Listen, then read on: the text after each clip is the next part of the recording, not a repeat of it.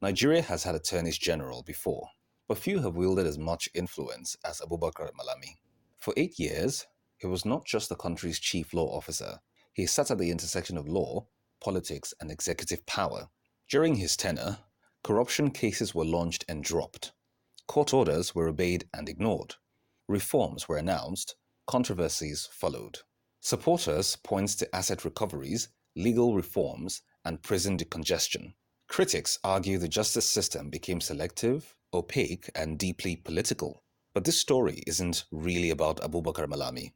It's about what his time in office reveals about how justice actually works in Nigeria, about how much power the Attorney General holds, and about what happens when that power sits inside the executive with few effective checks. Because if the justice system bends with political power, revealing that truth matters more than any single name attached to it. The Attorney General of the Federation is meant to be more than a politician. By law, the office is Nigeria's chief guardian of justice. The Attorney General has the power to prosecute crimes on behalf of the state, to take over cases from other agencies, and to discontinue prosecutions entirely at any stage in the name of public interest. On paper, that power is meant to protect justice from abuse. In practice, it concentrates enormous authority in one office. In Nigeria, the Attorney General is also a member of the Federal Executive Council, appointed by the President, answerable to the executive. Legal scholars have long warned that this fusion of prosecutorial power and political loyalty creates a structural problem.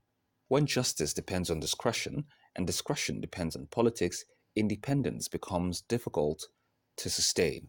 This is the system Abubakar Malami stepped into, not as an outlier, but as one of the most powerful occupants the office has ever had. To understand the controversies of his tenure, you first have to understand the design of the office itself. What ultimately defined the Malami era was not reform or controversy, it was discretion. Under Nigeria's constitution, the Attorney General holds unusual power, the authority to initiate prosecutions, to take over cases from other agencies, and to terminate them entirely through a legal instrument known as nolle prosequi.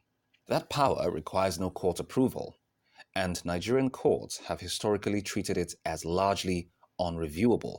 The Attorney General's word is final.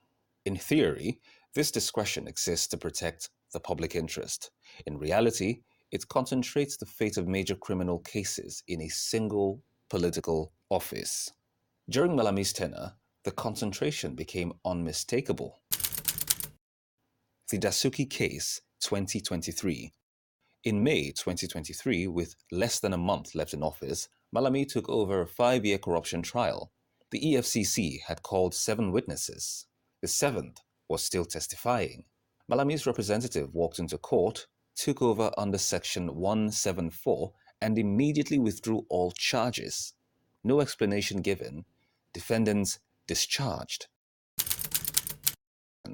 In December 2022, a court blocked the DSS from arresting CBN Governor Emefiele. For months, Emefiele and Malami together defied a Supreme Court order on Naira redesign. Then in June 2023, under a new administration, Emefiele was arrested. In August, the new Attorney General sought to withdraw some charges. Charges filed, charges withdrawn, outcomes determined by who held power. Today, both men face EFCC investigations. Malami has spent nights in detention over allegations he denies. The cycle continues. At that point, the story stopped being about individual cases. It became about design. Because when justice depends less on process and more on discretion, the central question is no longer what the law says. It is who controls it. This design meant that outcomes often reflected power dynamics more than institutional consistency. Cases involving politically exposed individuals frequently became legal battlegrounds, not just in courtrooms, but within the Attorney General's office itself. Some prosecutions advanced slowly, others stalled indefinitely. Some were withdrawn entirely through legal mechanisms that required no external approval. Supporters of the administration argued this was lawful discretion at work. Critics argued it revealed a justice system unable to separate law from politics. Both sides were technically correct, because the law allows discretion, but it does not meaningfully constrain how the discretion is exercised. And under Malami, that gap became impossible to ignore. This is where the Malami era becomes revealing, not because it was uniquely flawed, but because it showed how resilient the system is to change. Despite public pressure, court rulings, and repeated controversy, the structure of the Attorney General's office remained intact. Courts continued to affirm the breadth of prosecutorial discretion. Political accountability remained weak. Institutional safeguards remained largely theoretical. When allegations rose, they often ended without resolution. When reforms were announced, their enforcement depended on the same executive structure they were meant to regulate. This meant that changing the individual at the top could not fix the deeper problem. The comparison that matters. South Africa's National Prosecuting Authority operates with statutory independence from the executive. Kenya's Director of Public Prosecutions is a constitutional office separate from the Attorney General. Both still face political pressure, but they at least attempt institutional separation. Nigeria makes no such attempt. The Attorney General is simultaneously the government's lawyer, the nation's chief prosecutor, and a member of the president's cabinet. There is no structural way to separate these roles. Why this matters now? Because Nigerian justice is not built around insulation. It is built around discretion. And discretion, by its nature, bends toward power. The Malami era did not break Nigeria's justice system. It exposed it.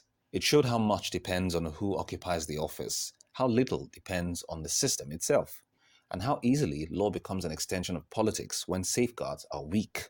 Malami's current detention by the EFCC, facing many of the same allegations he once investigated as Attorney General, is not ironic. It's predictable. It's what happens in a system where discretion is absolute and accountability is political. If the justice system is to work differently, it will not be because an Attorney General is replaced by another. It will be because the system is designed to limit discretion, strengthen oversight, and protect independence. Until then, every era will feel familiar, every controversy will look the same, and justice will continue to depend less on law and more on power.